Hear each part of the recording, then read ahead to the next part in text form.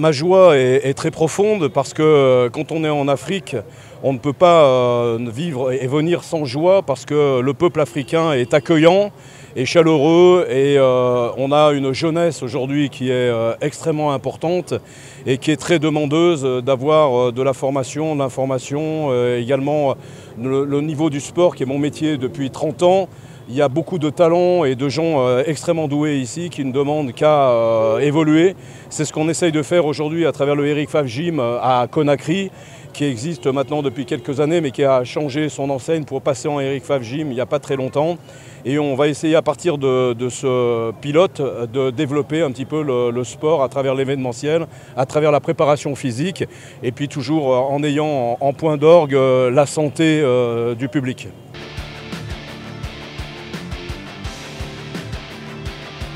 Eh bien écoutez, la priorité au départ bien sûr c'est l'invitation que j'ai reçue pour ce combat, combattre pour boxer pour l'honneur.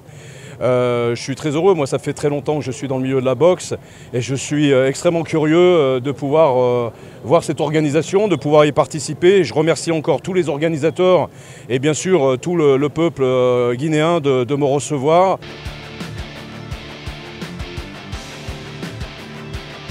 J'avais ma propre gym au départ, j'avais commencé à importer les produits Eric Favre que Eric Favre produit sur le groupe Eric Favre en France.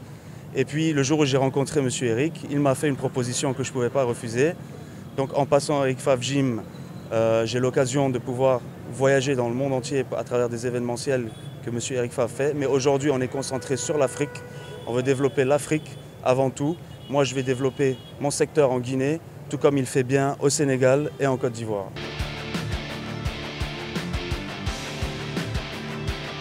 On fait de la préparation physique pour les athlètes. Je travaille déjà depuis quelques années avec la fédération de tennis, dont M. Emma, juste ici, est le secrétaire général.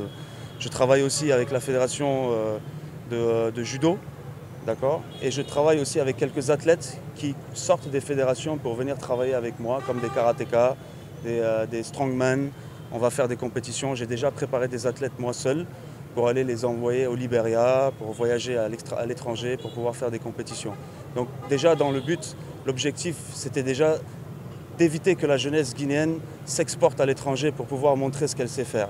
Nous avons les moyens aujourd'hui, grâce à Eric et aux partenariats que nous mettrons en place, de pouvoir développer en Afrique des événements qui permettront aux Africains ils n'auront pas besoin de voyager pour pouvoir montrer leurs valeurs.